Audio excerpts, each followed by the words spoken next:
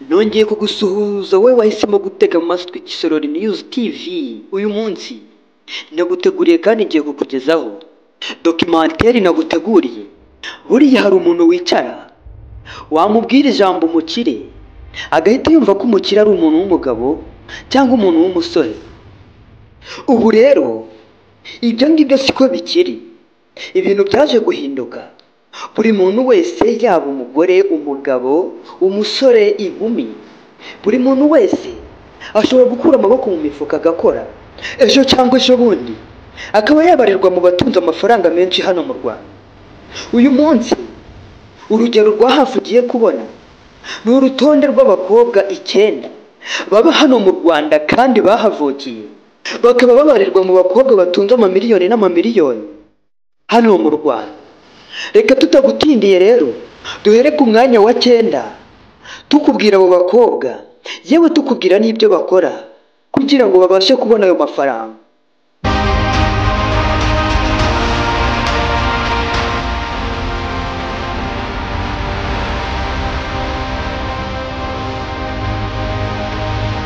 Tutabatindiye rero ku mwanya wa 9 turahasanga uwitwa Christella. Akoresha cyane imbuga nkoranyambaga, akaba azwi ku rubuga rwitwa Instagram, akaba akurikirwa n'abarenga 68,000. Christella abifashijwemo n'urubuga rwe rwa Instagram akoresha. Ubushakashatsi bwakozwe n'urubuga rwitwa Hafi Pro rwagaragaje ko uwitwa Christella ku kwezi yinjiza hagati ya 1.5 miliyoni na 4,500,000. Uyu ngira ngo muramuzi, ni n'umunyamakuru, ni umuhosta. Amazina ye yitwa Uwase Muyango Claudine. Ni umunyarwandakazi wamenyekanye cyane ubwo yitabiraga irushanwa rya Miss Rwanda mu mwaka wa 2019 ahagarariye intara y'Amajyepfo.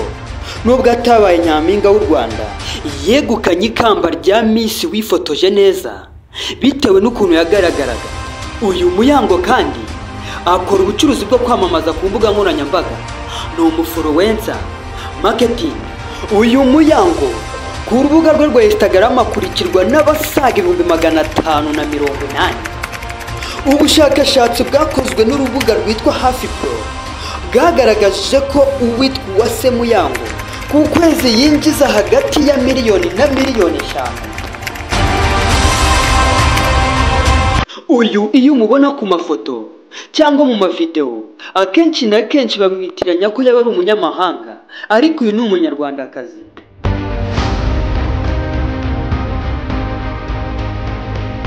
Aho yamenyekanye cyane ku mbuga nkoranyambaga TikTok ndetse na Instagram, aho akoresha amazina Biju cyangwa Dabiju. Uyu Dabiju, ubushakashatsi bwakozwe n'urubuga rwitwa Hafi Pro bwagaragaje yuko Dabiju ku kwezi yinjiza amafaranga ari hagati ya 1,1,400,000 yewe na 5,500,000.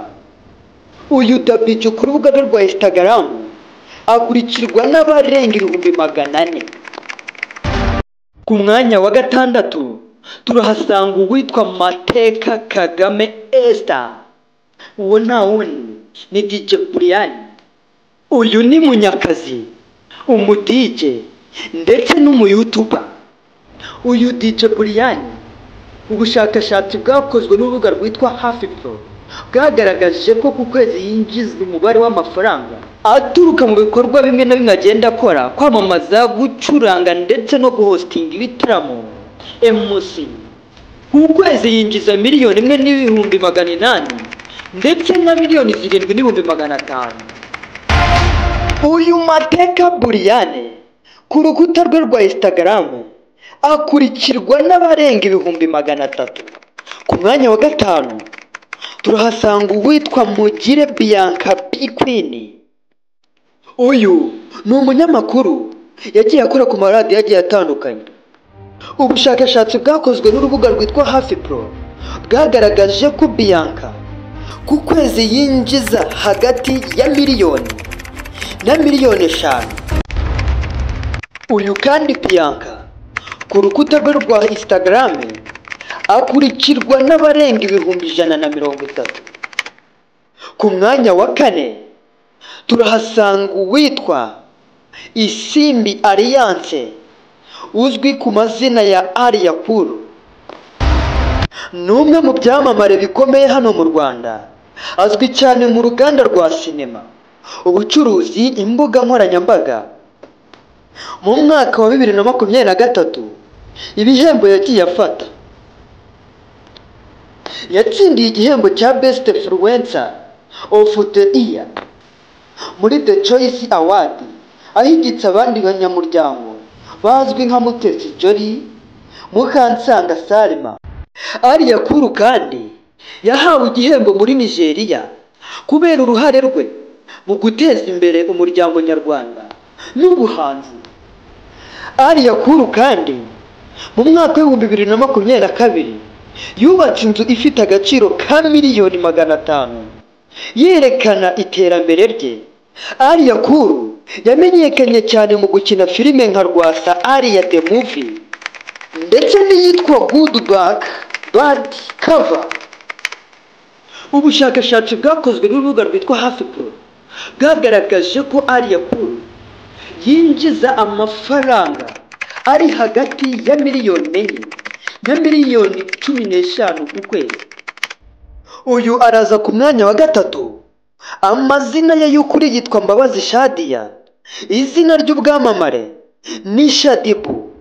Itariki y'amavuko 20 Mata 1992.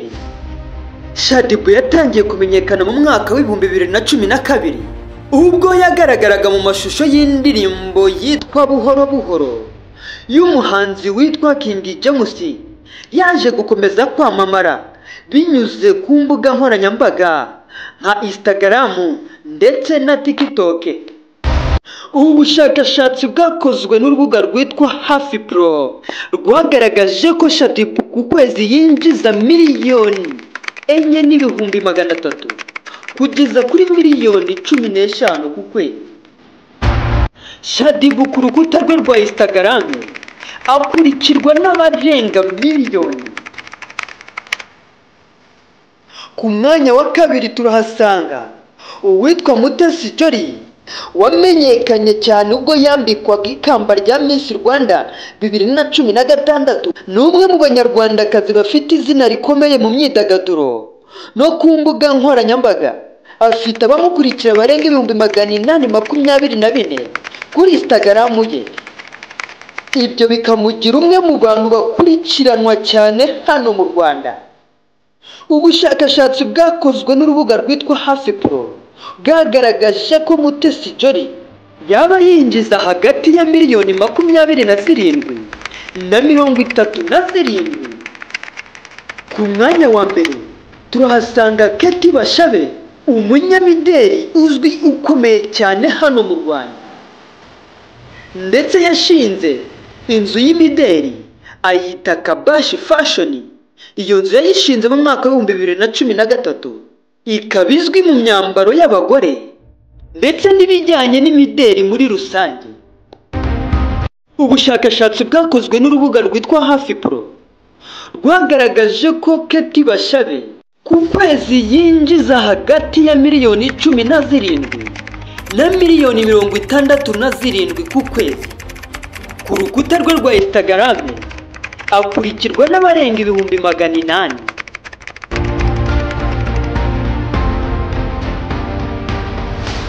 Ngayo nguko ngurwo urutonde rw'abakobwa 9 bihagazeho ku bijyanye n'ifaranga hano i Kigali. Reka mushimire wowe wakomeje kubana natwe kuva dutangiye kugeza dusoje. Nkubwira nti uruw'agaciro niba ari ubwa mbere ubonye uyu murongo wacu wa YouTube channel, ibuka gukanda subscribe. Nje mwari kumwe wabateguriye iyi documentary kandi nkabanyibagejejeho nyita Gatuza Kamene Nosho cyuma cyasagutse ku ndege. Ciao ciao.